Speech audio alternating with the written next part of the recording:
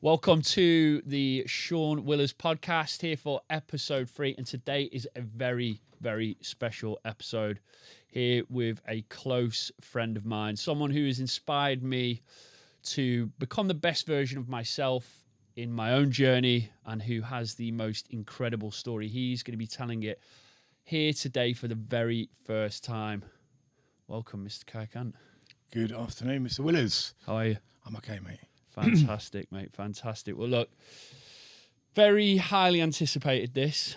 But what we're going to do today is just go back to the start a little bit. I want to get to know you for those that don't. So let's just be nice and broad with this, you know. Let's go. Mate. So my name's Kai Cant. I am an event promoter from Kent. Currently living down on the south coast near Deal, in between Deal and Dover, a little village called St Margaret's. Spent the last 10 years living in Ibiza. Initially landed in Ibiza in 2014 with intentions to grow my events business there, and then after 6-7 years of events went into concierge, boats, villas, hotels, etc. So yeah, I'm the founder of Abode, which is one of the events that I started. Hotbed, now co-founder of Forward Motion. Yeah, spent the last 42 years travelling the world. Joined the army at 16, on my 16th birthday. I joined something called the Junior Leaders Programme in Yorkshire, which was basically people that kind of dropped out of school, didn't too great at school like myself. Had an opportunity to join the army super young, so I joined up on my 16th birthday and spent kind of 4 years in the military, and then spent 3 or 4 years travelling around Europe as a holiday rep for Thomas Cook, kind of like club rep style.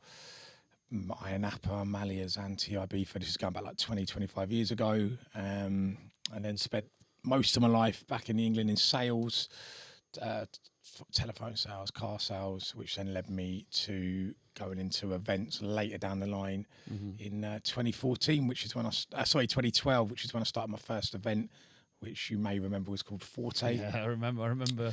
Which was a really successful little event, which then led on to Abode, and a million and one other things have happened in my life. So, yeah, that's me. There we go. Fantastic. So let's so much to dive into that. Obviously, I'm ex-military myself, and you know, how was that initial time in the military for you going back? I didn't have a great time in the army. I was diagnosed recently in November last year with Asperger's. I always knew I diagnosed in the army dyslexia. I dropped out of school very young. I was expelled from school. No schools would take me. Kind of army at the time, it was kind of like last resort, guaranteed. And I didn't even get in. I couldn't even pass the basic barb test to get in. Ended up blagging that without going into too many details. I ended up getting in. Enjoyed the training, enjoyed my time in the army, but yeah, being a young 16-year-old soldier with what we call learning difficulties now, but with Asperger's and dyslexia, I struggled to kind of fit in. Wasn't very good at taking orders. Not orders as in like, you know, there's orders that are okay, and there's orders that I disagree with, and often it was the ones that made no sense. You're telling me to do that. Why would I do that? But, you know, in the army, when you're 16, 17, keep your mouth shut and get on. So I had a good time in the army, but also had a bit of a hard time, and, you know, a lot of bullying went on, and a lot of things shouldn't have happened at that young age, but it does. I guess it's maybe the person I am today. So, you know, absolutely, with my luck. Yeah, that's what I was coming to. You think, you know, your time in the military when you was younger shaped who you are now? Because I never realised that it did until I look back at it now. I think maybe it had a bigger impact than I first believed. I mean, I've always been a gobshite anyway, and I was a gobshite when I was in the military and before leaving. And, you know, many people probably say that I still am now. But from that, then that transitioned into sales. Yeah, I came out of the army. I was in military prison. I was in the army for 4 years. Ended up going to Ibiza on holiday. I think I was at 20 at the time, and discovered ecstasy for the first time. And then, I remember kind of taking my first ever ecstasy tablet, missing my flight home. I think the regiment, we were supposed to go to Bosnia, Pristina the next day, missed my flight. I knew I was in trouble anyway, so I ended up staying in Ibiza with a couple of mates, also military. We'd done a summer out there, got involved in bits and bobs and ducking and diving to make money. The military ended up coming over to Ibiza. I remember them, literally the British military police come over and they were chasing me around. They never managed to catch me, and I ended up getting caught in Gatwick in 2000. And I ended up serving 2 years, initially a year in military prison in Colchester, which is called the MCTC, the Military Correction Training Centre, which is an open prison. Done about 9 months in there, and we went out on a run one day and I decided to do a runner. We used to run out through Colchester, all through the woods and stuff. Got caught again, ended up doing another year.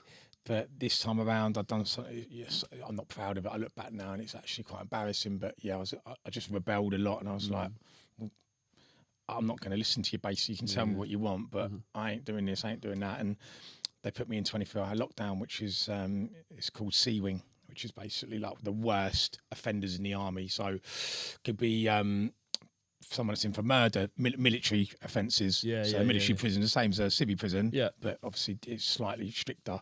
So I spent a year in 23-hour lockup, and then I ended up getting discharged. I just said to him, I don't want to be in anymore. There's no point sending me back to the regiment. Because I just don't want to be in. So it's better just to discharge me. I ended up getting discharged, went straight back to Ibiza, and I ended up getting a job with Thomas Cook as a holiday rep really quickly, like literally overnight, sent me on a training course. And I think this is what shaped my kind of way to becoming a promoter. Spent 4 years working in Malia. This is when like Iron Apple and Malia were like really big in 2000, 2001. Ibiza was big, but these were big on a different scale. Like garage music was really come through, like mainstream. So I ended up working all over Europe in these party islands and organising parties, being this big rep, entertaining 400 or 500 people and singing and dancing and being basically the class clown in Iron Apple. So done that for years. Moved back to England in 2005. And then started working for Phones for You. And I think this is where I really learned to selling phones when mobile phones were really coming through, like the first camera phones and things. Spent years there, worked my way up into management. Then when I worked for Sky TV, worked my way up at Sky TV. And I've always been really good at selling. Terrible at most things in life, but actually selling products, getting people to buy into the product I'm promoting, just seems to be a gift at the moment. So spent all my life pretty much in sales, and then ended up in the city in 2011, working in sales and finance, and that's when I fell into the promoting accidentally off the back of the Twitter page I used to run, London House Info. So, it's just been, I haven't really had stable careers in terms of, some mates have been plumbers all their life. I've always just kind of done a couple of years here, a couple of years there. But I always knew where I'd end up. The dream was to live in a city, to one day live abroad, and kind of always had a plan. There was always a plan, always a vision board. I still use that daily now, Were you like a confident kid growing up? My childhood's had an amazing, my mum and dad are amazing, loved me dearly. Grandparents loved me dearly. Come from a big family, like 7 aunties, uncles, shitloads of cousins now. Just a really big Irish as Christmas well. would have been crazy. It was. My nan would often do dinner for like 35 people and seemed to manage to make it go around. But how do they do it? It's the Irish, I think. My nan was through and through Irish. But I had as a kid, I don't know, I was quite a lonely kid. I was a bit of a loner, bit of a mummy's boy, still am. Suffered with a lot of bullying as a kid. I didn't fit in, really struggled to fit in. I had a support teacher from the day I started school to the day I left, and I didn't realise at the time what that meant. I thought, I was just naughty. I've got someone looking over me. But actually, I couldn't learn anything. So my brain, with dyslexia, you can put me in a class and you could tell me 1,000 times what that says on that board. If it doesn't make sense to me, it is like the Matrix, and it's pretty much still like this now. And, I'm a very successful entrepreneur, but you put me into something that's anything to do with spreadsheets, filing, anything to do with computers. Anything to do with like filling venues, selling products, I can do. So, and it goes back to being at school, I guess. I was dyslexic, couldn't learn, didn't want to learn, got put at the back of the class, forgotten about. Teachers gave up on me, rightly so, but probably they wouldn't get away with that now. No. Couldn't get in any special needs schools because it wasn't really a thing back then. But I didn't have a bad childhood. My dad worked hard, a lot of jobs, 3 or 4 jobs, didn't know at the time, a lot of debt. Because debt in the 80s was big. We didn't know that, but mortgage rates were high. But very loving family. But yeah, I don't know. Weird childhood. It's not one that I remember thinking I was ever happy. I feel like I found happiness when I could run away to all these countries and be on my own. That's when I found true happiness, travelling and repping and military and So then you've gone into sales. Yep. You're good at that. This one thing. Do you think sales is a skill you have to learn? Sales, or when you went into it, were you just like? Yeah, I think there's 2. You've got natural born singers, natural born footballers, natural born salesmen. Then you've got salesmen that, well, I guess like you reading all of the books that you read has made you the person you weren't just born like you are now. I know the amount of work you've put in to get to this finished product now, or not finished, but it's I think you're either a natural born something, and I seem to be very good at bringing people together. Absolutely. And I think that goes back to probably being a kid as well, maybe being a lonely kid, wanting more people around, and often, I just want to see people come together and be happy all the time. Anywhere you've been to, I've been to. It's just happiness, isn't it? Peace, happiness. Like, I got goosebumps thinking about it. My body. So you did that. You working in the city. Yeah, working in the city. So how did Forte come about? Because I remember that first coming out. I never ever planned on being an event promoter. What I used to do from about the age of 26 when I lived in Canterbury, when I worked in phones. Then I went into doing stuff I shouldn't have done for a few years. I had a lot of time on my hands and more money than I'd ever had. And I used to organise coaches from Canterbury to London every weekend. I had a really nice apartment in Canterbury. It was like I lived on my own. I was single at the time. I had this nice house. Obviously loved after parties, and I'd always be the guy that's be like, just go Pasha this weekend, or Eric Pritz is playing at Matter, and I'd organise the coach, I'd get everyone's money together, everyone would meet at mine, and it just used to happen every weekend or every couple of weeks for years. So I was always this guy organised to get the money in, and then I worked as a bit of a travel agent as well. So bringing people together, uniting people, music, dancing, togetherness. And then I was working in the city. I remember I was going out in London to a lot of Feast and Fuse and all these parties and Jaded and Connected and Magna Carta and sort of Grooves and these amazing parties. And then it was a good time that way in London. One day I had a lot of time on my hands.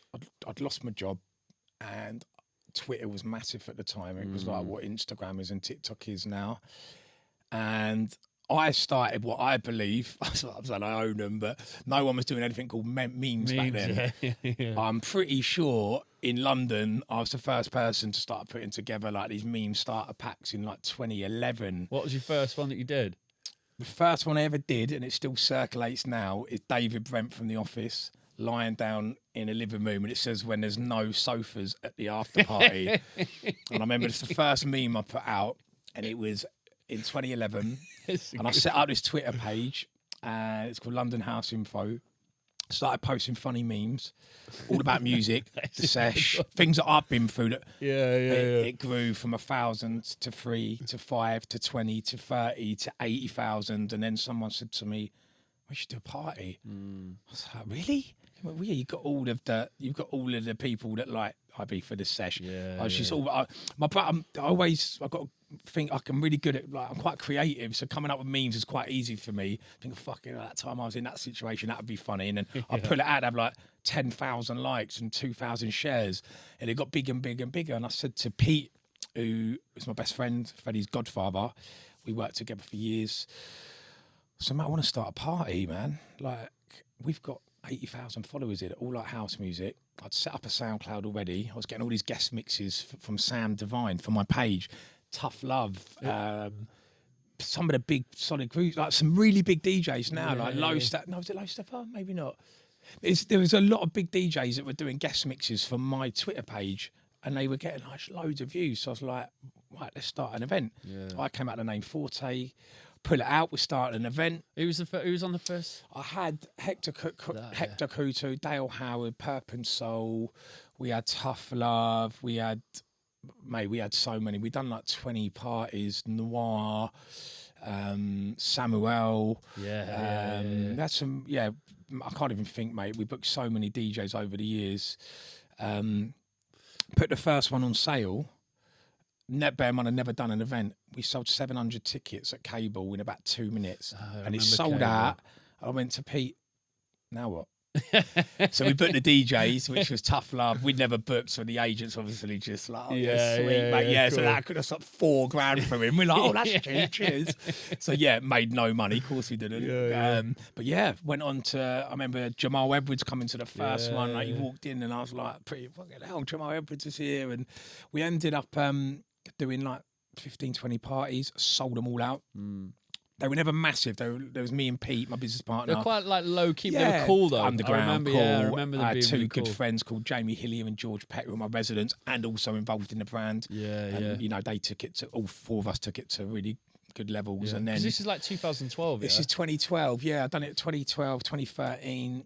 And then I stepped back from the brand. I got a good job in the city, was earning really well, living a life, living in like Canary Wharf, a nice penthouse. And yeah, the company I worked for went into liquidation like that. Turned up for work one day, office was closed, no job, Soph was pregnant, 2 days away from giving birth. Literally, I hadn't been paid, had no money. I was like, fuck. Shit, man. Like, it's not that bad when we look at what's going on in the world, but back then still, I was like, Mum, I'm coming home, 31 years old, Soph about to give birth. And then I remember my missus driving past Studio 338 one day, and there was when it was House and Terrace, called that club, closed down for a while, and then it said rent this venue, call this number. And so I went, I'm gonna do a party now. I remember that used to be House and Terrace, like really good layout. So I remember messaging Dan, I think it was Dan Perrin at the time, constantly, ignore me, nah, that lineup wouldn't work, it's not what we're looking for. And then we ended up hitting them with a lineup of WAF, Audio Fly, Died Sunderum, Francesca Lombardo, I think it was. I said to Dan, look, we're 25 grand lineup here, mate, this will work. And he went, let's run with it. Put together this promo video, put it out online, just went bananas. We didn't sell out, we lost money. Was this still with Forte? No, this was with Abode. So I'd left. So I started so Abode. It was just supposed to be me. Just about 3 days before the party, the launch on a Saturday, on a Wednesday, I lost my job in the city, but lost all my money because I haven't been paid. Oh, shit. And I spunked it all on. We live in this big pent. We just weren't great with money back then. And then 3 days before, I was like, shit, I've got a party in 3 days. I didn't have the money to pay for the deposits. I had to pay this artist. I didn't know how to get the money out of RA because I'd never my relationship wasn't good enough to be able to free up money first. So I called up Pete, my best mate. I was like, mate, I need 20 grand. He went, why? He didn't even question it. I said, look, I'll give you 50% of the company for a loan. And that was it. Forte was born. Abode was born. So how did you come up with the name for that, though? Abode. Well, I'm just sitting there. You know, it's like sitting there, and I came up and I looked up what Abode meant. I saw it somewhere, and I was like, safe home to bring people together. And I was like, ants colony. And so, I launched it. Initially, it was supposed to be called Open.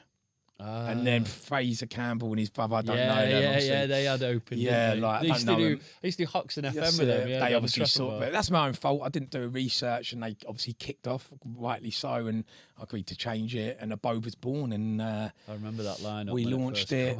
It went Mix Mag, DJ Mag. Everyone was like, "What?" I was working at Egg at the time. It wasn't ever supposed to be what it was, what it became. I remember I thought, well, Fuse are dominating London, completely different to what I want to do. There's no other Sunday parties that I know and would go to. There were some very cool niche underground ones, but so we launched it, and we seem to, a bit like Four Motion now, we've got the original Abode crowd was like 23, 24, 25. It was what Four Motion is now. And then it just got bigger and bigger and bigger. probably a bit too big, too quick. And then, next thing we're in Amnesia. And So what year was it? What year did you launch it? So September the 7th, 2014, I launched it. And then we were doing parties very regularly, like monthly at 338. First promoted to bring Klein Music to London. Yeah, I remember that one. Yeah, when they were like mega cheap, like a couple of grand. They did Egg a couple of times as well. Yeah.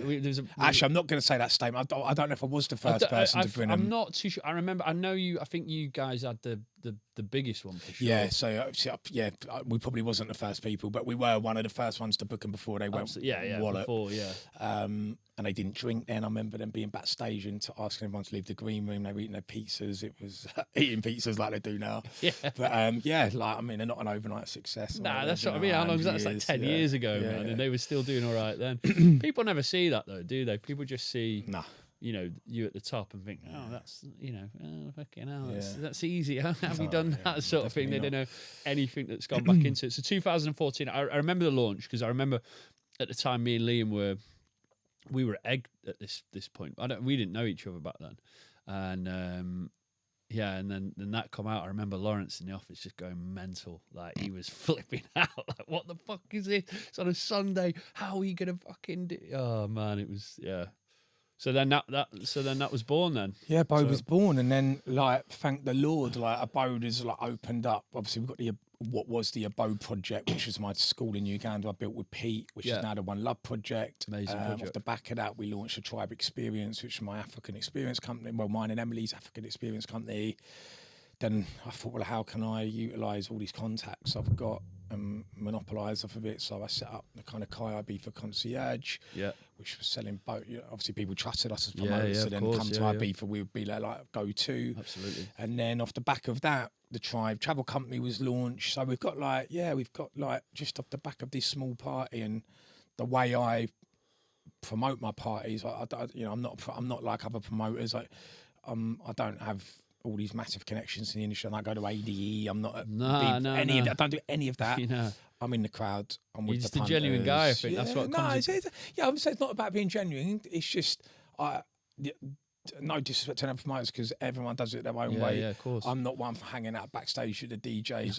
I'm in the crowd with the punters, and I'm doing a job of 10 people on the day. I could pay people to do it, but these people, will continue to use my services, whether it be in events or whether it's booking a boat through me or sending a donation from my school. If I can service these people the right way. Absolutely. It's been amazing, mate. I'm very grateful. So let's get into this. So how did Abode started it? It was a massive success. Everyone knew of it, and then all of a sudden it gets stolen from you. Yeah, stolen. I'm not good. I'm going to be a bit of a Tommy Mallet here. People call me a B-Tech Tommy Mallet. Me and Tommy Mallet have a very, very similar story. Yeah. Like when I watch Tommy Mallet's podcast, I'm like, fucking hell, mate. It might as well be me sat there. Yeah. Difference with Tommy, he's got millions of followers, and how he carries on like he does is just unbelievable because his brand's still running at a very well. I think he's about to get it back. I don't know. I think it's a good ending to that. But yes, I had Abode. Me and Pete started Abode. Pete is one of my best friends. Freddie's godfather. We started it. Yeah. Everything was going well, and then we brought in a booker. He got in contact with us. Booker, a guy called Joseph Daly, he got in contact with me and said, "Oh, I love what you're doing. I work free up for the what's it called? Festival, festival down in Maidstone." He said, "Well, I'm a booker, I book artists. I'd love to have a chat with you, see if I can save you money on artists, because we were fairly new to booking big artists." And he asked me what I paid for all these artists on this lineup, and he was like, "Well, I can save you $2 there and $3 there." And I thought, "Fucking hell, that's brilliant." This guy, let's get this guy, sit down with him and see how he can help us. So Joe come on board, and an amazing booker. He worked for Ushuaia as a booker there, very good booker. And he came on board on like a commission only to help us kind of grow the brand and open us up to festival spaces and stuff. And we as a threesome, we'd done really well. But unfortunately, it just didn't go to plan. Yeah, me and Pete, we all wanted different things. yeah, it's. I can sit here and talk all day about it, but basically the long and short of it is, we didn't get on. A lot of dodgy shit was going on behind the scenes. You know, and when I questioned it, like, that just shit used to hit the fan all the time. And the long and short of it is, in 2015, without knowing, I was removed from my own company online on Companies House. I was removed from the intellectual property rights without knowing. I was in Tenerife at the time, and my signature, somebody had forged my signature, removed me from the company, the intellectual property rights of Abode. And yeah, the relationship got super bad, to the point where, like, Joe was just like, I want to sell the company. And I was like, I don't want to sell the company. And he's like, well, I want to sell it. I'm going to go and meet, like, I can't remember who it was, so don't quote me on this. It was like Live Nation or Broadwit Live. He wanted to meet this. He wanted to, like, basically sell on Abode, and we'll walk away with a payday. But yeah, me and Pete didn't want to sell. Joe did. He wanted out. And back then I was just like, he just wants out. He wants out. Maybe we could all walk away with a payday. But yeah, what happened is, in 2019, things were really bad. So when did he start? When did they start working together? We started working together in 2015, and everything's amazing as it is. I was the face of it. Yeah. Well, just on that, I had you saved in my phone up until not so long ago as Kai Abode. Like, that's what you were known for at the end of the day. It's what everyone knew for. Yeah.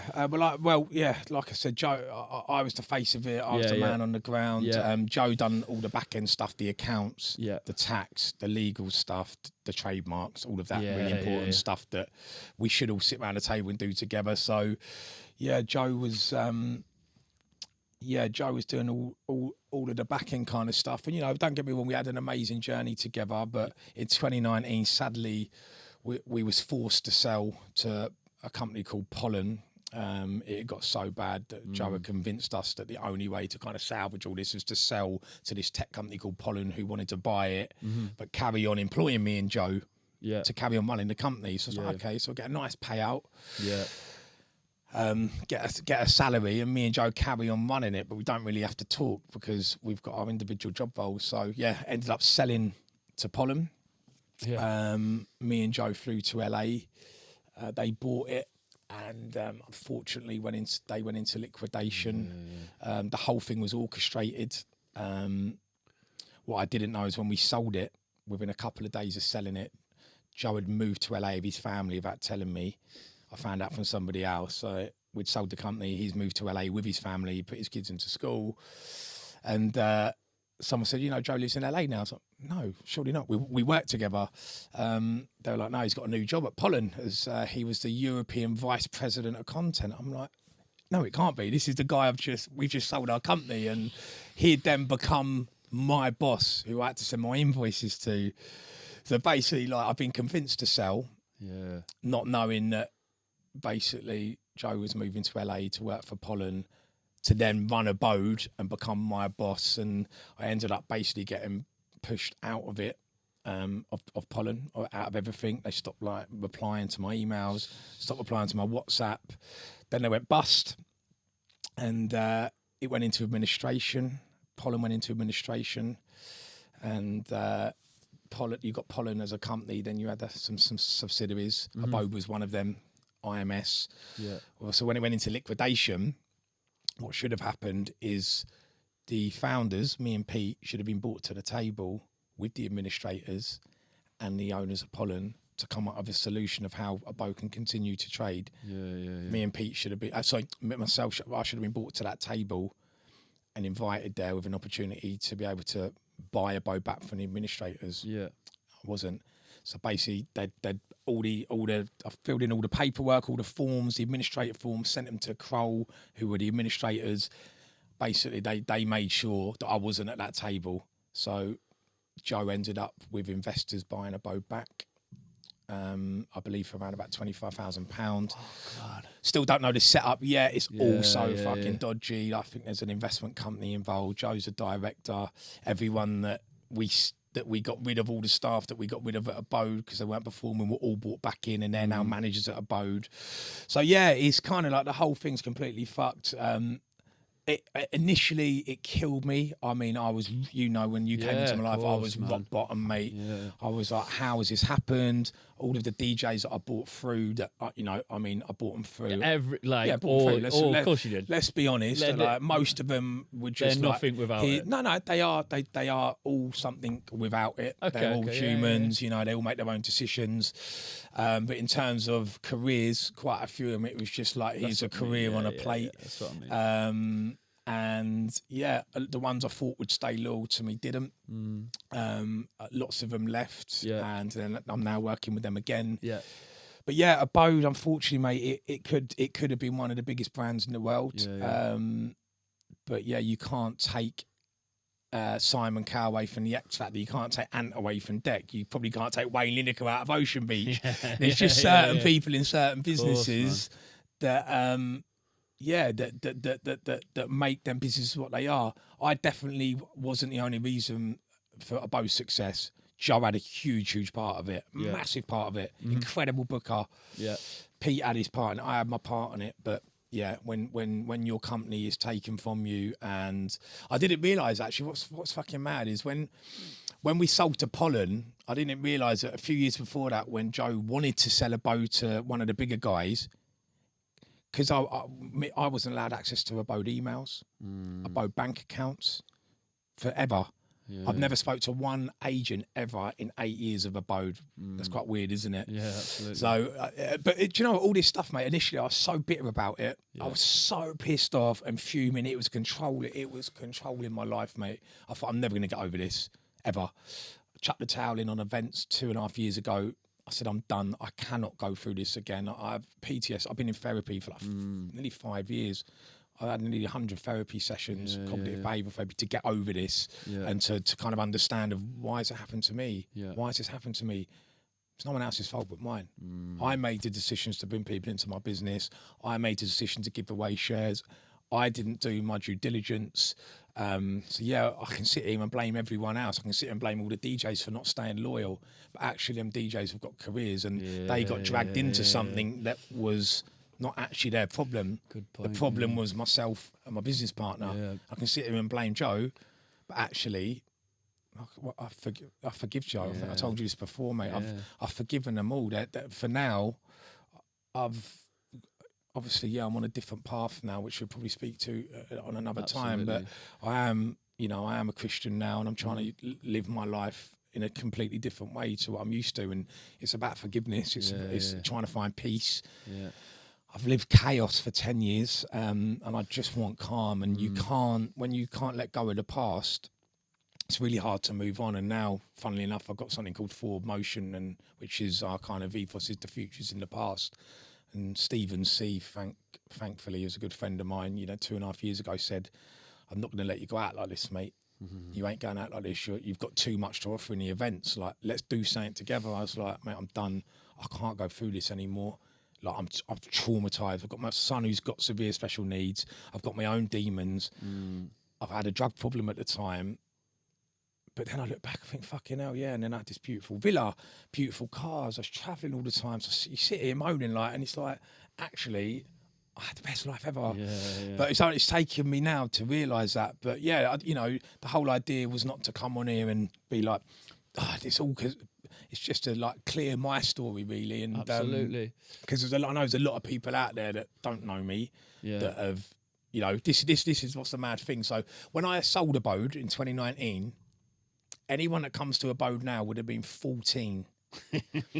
So it's like now it's 2025. It's different. Yeah, so it's kind of like I sit there now, and there was a big thread on Twitter just completely destroying me not long ago, and I looked at it and I thought. And I was looking at all these people just going, who is this guy? Reckons he was involved in Abode once. He just got to let it go. And I thought, well, fair dues, man. They're 14. They don't know what I'd done in Uganda. But listen, man, it is all love now. I'm not saying I forget anything that these people put me through, but I certainly forgive. You learn to become a lot more empathetic, especially through what I've just been through.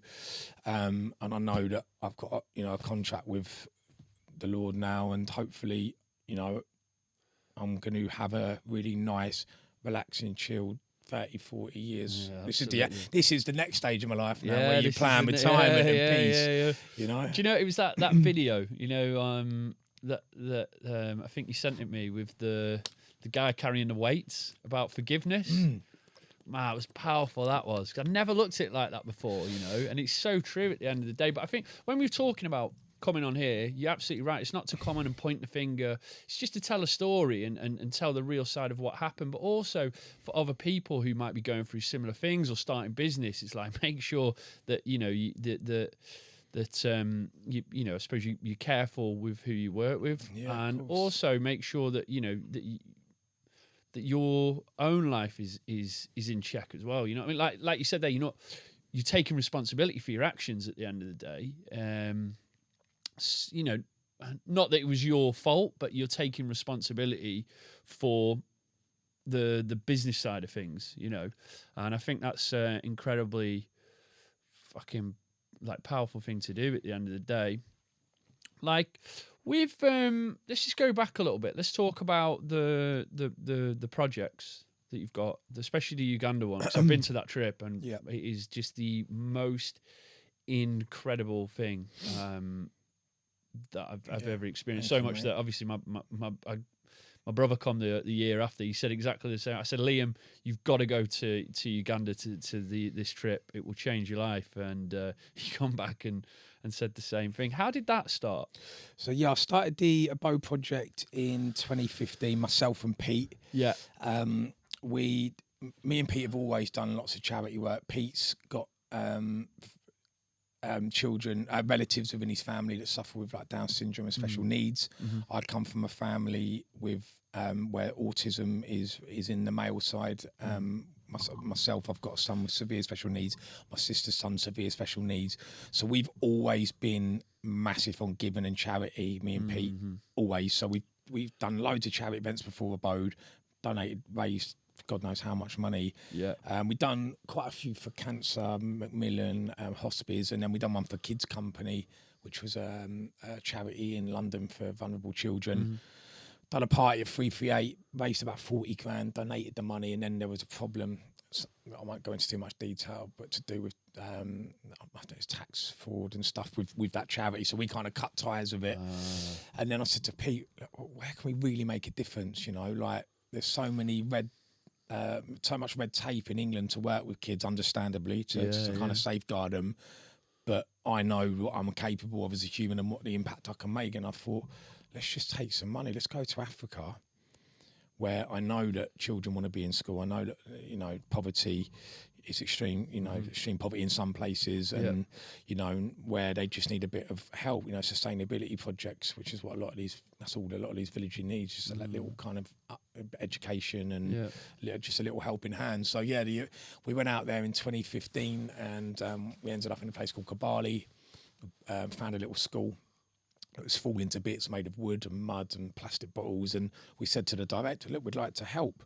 We'd like to build a new school for you and just long-term fund it. Just, we don't want any publicity. It's just two humans coming to do human things, you know. So, we built the first school, and then it just got big, mate. It just got way too big too quick. And I was like, right, we need a new school. And I ended up building like an academy we've now got 220 kids. I've been out there 50, 60 times now. I've run nearly 11 volunteer trips where we take 50 people at a time, and we do guerrilla trekking, safari, whitewater rafting, and then we spend time within the community and at the schools, building the schools, sustainability projects. We've obviously got a special needs school there. So it was called the Abode Project originally, and it was funded by Abode. So we used to charge people to come in on the guest list, a tenner, and then that would go towards it, and then we'd put our own money in. But unfortunately, when I say Abode, no, it's only me and Peter ever went to Uganda. No one else. You know, Joe had zero interest in it. I remember this is mad. The day we went with the BBC, came to Uganda with us. Joe didn't turn up at the airport. He's supposed to fly with us to the BBC, and that's the day that he flew to America. to sign his new deal for this new job. So yeah, it was never, I'm going to be honest, it was never really his thing, and that's why I was like, when I lost Abode stopped funding it completely. Straight away. Straight away, zero. As soon as I sold it to Pollen, the first thing I said to Pollen when I was in LA, sat around a table in this office of a company that's turning over hundreds of millions of pounds, sat with all these corporates around this table. First thing I said to them was, if I sell you my company, you need to fund my project. And they went, no problem. We'll give you our word, we're going to do that. As soon as I sold it, bosh, done, cut me out of everything. I wasn't involved in anything to do with Pollen. All the Vegas shows, the Miami shows you saw, obviously Joe was running that with them, and they were like, oh, what do you want to do? You haven't really got a job role here. What do I want to do? You've just bought my company off me. Like, surely there's a job role for me. And then I realised what had gone on. I'd kind of been led down a garden path to sell it, and then get me out, get Pete out. Obviously, then COVID come. Pollen fucking went into liquidation. Can I ask you how it's a tough question this, but how did that make you feel like when you first realised? Mate, I was I can't. It was the darkest, deepest moments of my life because I couldn't understand that. I knew they'd gone into liquidation. The whole fucking industry knew what was going on. A lot of the agents knew. No one was telling people, going, oh, Defected have bought it. Oh, Toolroom have bought it. Oh, these guys are buying it. And I'm, oh my God, have you been buying it? Joe weren't replying to me. Pollen weren't replying to me. I was like, what do I do now? Oh, you need to call the administrators. Like, what are they? Who are they? What do they do? Why do I ever know that? I'm a promoter. Of course, man. And they were like, oh, you need to fill in these forms. I was like, what's happening? And I was like, oh, Bo's finished. I remember putting a post out saying, Bo's finished, all behind the scenes, whilst I'm at home having a breakdown, like full breakdown. They're planning to buy it from the administrators and relaunch it, which is what they've done. Joe's a director, and they brought in like all these other people that used to work for Bo that Joe got rid of with me because they weren't performing. He brought them all back to run it. So the people that, it's the whole situation. And listen, I don't want to see anyone do bad, but it's no coincidence that we've taken 338 and we're selling 338 out. They've gone to London East. It's gone from Amnesia to Eden. We were selling out Printworks, Tobacco Docs. I'm not saying it was me. Do you know what I mean? Yeah, but I mean, you've come on and you've created. It's a very. It's not. It's nothing like Abode, but the way that you've brought all these people together and just created this absolute incredible party. Again, not focusing on the headliners, which that's what Abode used to be. That was exactly about. what it used to be. It was initially. It was about the residents, but. Yeah, and that's what you've done with Forward Motion, and I think it's no coincidence that your involvement. But do you know what, bro? I could walk out of here tomorrow, and my event could end overnight. Something could happen. Could have an incident. It might just not sell. I'm not the best promoter out there. I'm not the worst promoter out there. But what I do know is that everything I do, when it comes to events, I put my whole. I would do it for free, mate. If I had another job that was paying me well, I would do Forward Motion for free. Just because when I see these people come in, and I know a lot of their backstories, like there's people that come from that haven't got much money, they literally saving to get the train, and like they can't afford drinks, and we know sort of drinks tokens, and I care about every single person. I don't care if you're a city broker, or you're broke, You get the same treatment from me and Stephen, and we care, mate. And I don't. You'll never ever catch me looking down at the crowd. No. Like it's like you are the reason that I'm living my life. You lot. But I don't care about the table. I said to 338, you will never ever ever get me right in the word VIP ever. It's a table. It's not even a table. It's just a.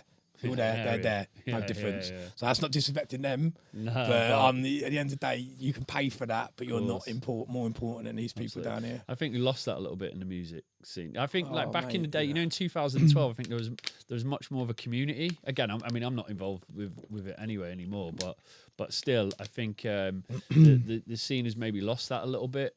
That sort of. More worried about like the actual party as in terms of just like numbers through the door, you know what I mean? Yeah, it's like my mate, Kane Solo. He says like, if you want a party and you know where the right parties are, There's the parties are still going on in London, Yeah, I the suppose underground that's ones. We're so old now and we're so out the scene that we don't really want to go to them. The parties are there, but yeah, Ibiza's changed. You can sit all you want and slag off all these clubs for like 50 grand tables, 100 grand DJs. Yeah, it's a fucking shit show, mate. But it's never going to change. So we just got to sit here and go, right, I'm doing my little thing. They're doing their thing. Is it right? No. Could they be doing more for charity? Yeah. Could all these DJs like going well off track here? But I was thinking yesterday what we're going to speak about, and I thought, because I give quite a lot of money away even when I ain't got money, I thought if I was earning 100 grand a set, 150 grand a set, like some of these DJs are, there wouldn't be any food banks in my local town. I'd be the worst rich DJ. I'd be skint, mate, because I don't know. I think the music industry, so much money being passed through these doors, mate, at the moment. And in Ibiza, you've got all these homeless campsites and that, and you're thinking, how have we got people living in tents in Ibiza when there's like all this money? Just on that, Liam C. Kane the other week when he was running. He told me, on the bar. You see him just coming off the boat. Liam was running. He was on his Sunday long run. So just going back then to Uganda. Yep. So obviously, as soon as Pollen, took that from you, then they cut. They just cut the funding, and Abo gave us nothing, not a penny. So then, where did that leave you with that? In the shit, mate. Yeah. So it's kind of like I never would have started a school knowing that one day my event might not be able to fund it. Now, luckily for Motion now, we've got funding. Me and Emily, my partner, we got us through some rocky months recently. Now, for Motion, putting money into myself. Yeah. But our running costs are high. We've got 250 kids there. 20 teachers, and it is an incredible. Like I don't think anyone can actually appreciate what it's like until you actually go. Like even talking about it now, it doesn't give it any justice at all. Like you go into the middle of Uganda, and it's actually quite emotional. And you go, and it's just like completely raw, and you see this incredible school with like all these kids learning, and they've got a place to sleep, they've got food, and it's providing the teachers obviously a purpose and exactly the same. And man, it was incredible, man. It really was something. Well, the school was built off the pillars of house music. So initially when we built it, everyone that used to book on these trips to come with me was a raver from the dance floor. So that it's kind of like I said, when I thought like I'd lost everything, but I hadn't actually. When I lost the abode, it probably saved me. I probably would have been dead. The amount of times I went rehab, I was in therapy, I was on antidepressants for 4 years, I was addicted to sleeping pills, I was a cocaine addict. I attempted my own life. That's how toxic the business relationship was. When you can't get access to your own company accounts and you're not allowed to be included in it, and it probably messes with your head. And of course, man. It's not until you go through therapy, like a lot of therapy, and you look back and think, shit, there was nothing wrong with it. Yeah, I have my there's a few. What's the word I'm looking for? I've done some bad things, you know what I mean? But I got stitched up, and my company was stolen from me. And do you know what? It's the best thing that ever happened, mate. And it's taken me years and years to get to the point where I can sit here and go, if I'd have been involved in that brand any longer, I wouldn't be sat here talking, mate. I believe it saved my life, but it took me 3 years to get out of it. And a lot of people were victims and caught up in the crossfire, and DJs lost their jobs and their mental health. And now I'm trying to rebuild and still work with some of the old DJs like that, like Article, and that's so talented. A lot of these DJs went their own way. They've had kids, they settled down, and now we've all come back together. Now we're older, but it's hard, mate. You think I was thrown into something and I didn't know it's going to be big, and then suddenly, of course, man. And do you know what? It's the same with like anything creative like that. Something that I always talk about on my own platform is that if you're going to go into something creative, I think it's really important to have your fucking physical and mental health in check beforehand, because you never know, it could just blow up overnight. And like me and you, we were, similar stories with drugs and stuff like that in terms of like careers. Just, obviously I wasn't as successful as yourself, but sort of blew up when you didn't expect it, and at the time I was still partying, and that just escalated that even more. It's funny you say you weren't as successful, but in what way? I suppose, yeah. Yeah, like my life's been chaos, mate. Drug addiction and getting stiff. What looks like successful. So if I'm selling 3,000 tickets out like that, but my business relationship's terrible. Yeah, I've got a cocaine problem. Yeah. Like, what is success? Exactly. I've So learned true, now actually, since I've chosen a new path, and I'm a Christian now, and it's kind of like, yeah, that wasn't important. No one cares about, I'm booking the biggest DJs in the world, or they're exclusive to me, or we sold the most VIP. When I die, they're not going to put on my grave how many VIPs or Cant remember for selling his first release out in 2 seconds. No one cares, mate. So true, man. And my ego was so big. Yeah, I've still got you have to have an ego in life to get by. Of course, we've all got an ego, but my ego was so big and no wonder some people might think, oh, he's a bit of a twat. But I often get people go, oh, I haven't met you, but blah blah said you're a bit of a this, and I'm like, who's blah blah? And I'm like, I've never heard of him. And they're like, oh yeah, you're nothing like blah. And I'm just like, well yeah, but like normally it's because somebody that's tried to do me dirty. It's like it's a knock-on effect. So yeah, like people have opinions, but yeah, it's an opinion, isn't it? You can't. I've got opinions on people, and I'm guilty of probably slagging people off. And I now, like, I've learned so much the last 6 months, and I stopped myself now. Like, no, like I think I do it with you a lot, didn't I? And I'm like, actually. Well, I think we talked about this when me and you first started getting close, becoming friends. I think before that, I think we both had like negative opinions on each other because of what we'd seen online and stuff like that. But yeah, you've just got to understand that everyone's going through their journey. Yeah, that's it. Obviously, I've just been through this. We're not going to talk about this now, but I've just been through this whole fucking madness with this Glasto ticket scandal that like would kill the average person off. But it hasn't. I've dealt with it. Because I've been through all this abode stuff that was so heavy. Yeah. Like, you kind of shit, like fucking hell, am I going to get... But I forget even the guys that ran off with all the money that I'm owed. I forgive them because everyone has got their own reasons for doing what they do. Man. And a lot of it comes back to childhood trauma, whether that's somebody being a thief or someone being a liar or a stealer or someone doing... It normally comes back. And I look at my ex-business partner relationship, I'm like... Yeah, you can tell you had like a really needy. There was something missing. And same for me. Probably why I've got my problems. But mine didn't come down to having a bad. So you never know. Everyone's got their shit going on, and it makes them do the things that they do. Absolutely. I think when we've been talking about this like forgiveness and stuff, I'd never really looked at it like that until you explained it in and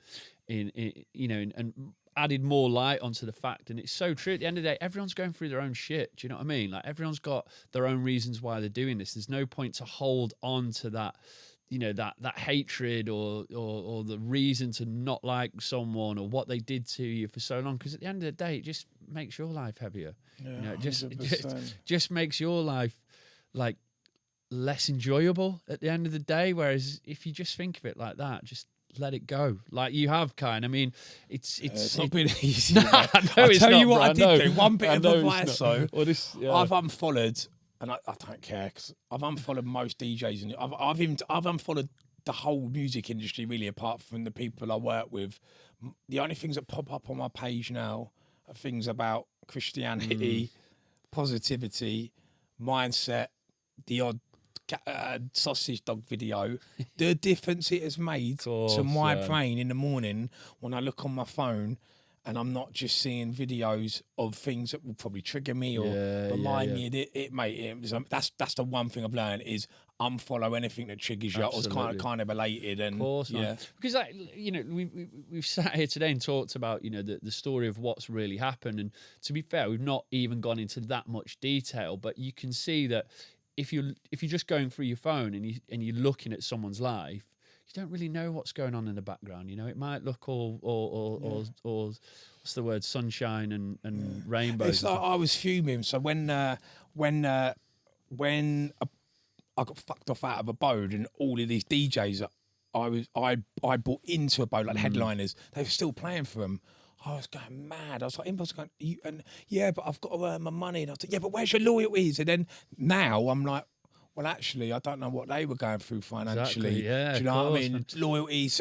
Actually, they might have been paying their mum's care home fees. Do you know what I mean? So yeah, it's a lot. If you'd have put me on this podcast 6 months ago, it wouldn't have gone down like this, and I probably would have been made to look really bitter. But yeah, be better, not bitter. Absolutely, bro. Absolutely, mate, man. Absolutely. Yeah. I think it's. I mean, I fucking love speaking to you. Since we've been meeting, like, you're always inspiring me to sort of push that little bit more to be that little bit better. And obviously, seeing you go through all this and being able to speak like how you are right now, I think it just makes me want to improve the way I have thought about other people that have maybe wronged me in the past or whatever, and look at it as well and take responsibility for some of the actions that I have done to make them to react like that at the end of the day, and I think that's a powerful thing. And it's fucking hard, at the end of the day, but once you get over that, life feels a little easier. You know what I mean? Well, I've gone from it's the first time I've ever said this. And again, this comes down to ego and stripping your ego. Yeah, I've gone from living in Ibiza in June in a £1 million villa that was rented, driving place, a nice car, and I live in a caravan on a holiday park now. Overnight, we lost everything financially overnight. Yeah. This is probably another podcast. One day we'll talk about it. Mm-hmm. I lost what I thought was absolutely everything overnight, but everything I lost was materialistic. But what I've got now is I've got my family back. My family have got me back. We're living in a nice little 3-bed caravan on a holiday park, and I'm with my son all day. I've got no chaos in my life anymore. My phone's not ringing 1,000 times a day. I'm not chasing constantly the next thing in Ibiza. I'm just Kai again. Not Kai Bode, not Kai Ibiza. Kai, Soph, Fred. Just leaving at the moment, just a really chilled life. Absolutely, so if you're worried about losing everything, don't, because I've just lost everything. All my money was gone. Yeah. But I know in a year's time I'll have all my money back because I don't give up. And 10x rule, isn't it? Yeah, the 10x rule, Grant Cardone. It's a great book. The 10x rule by Grant Cardone. We both read it, and it really does change your daily habits. Like, your life will never be the same. Absolutely, bro. I love that book, man. I've got that on every day. What I wanted to do is, before we wrap this up, and hopefully we're going to get a part 2 of this, because this is just the sort of tip of the iceberg of your story. But what's your advice to any young entrepreneurs going into business now? If you was talking to yourself 10, 20 years ago, what would be your advice? So if I'd have known what I know now 20 years ago, it would have been party up until you're 23, 24, get all your raving out of the way, your holidays out of the way.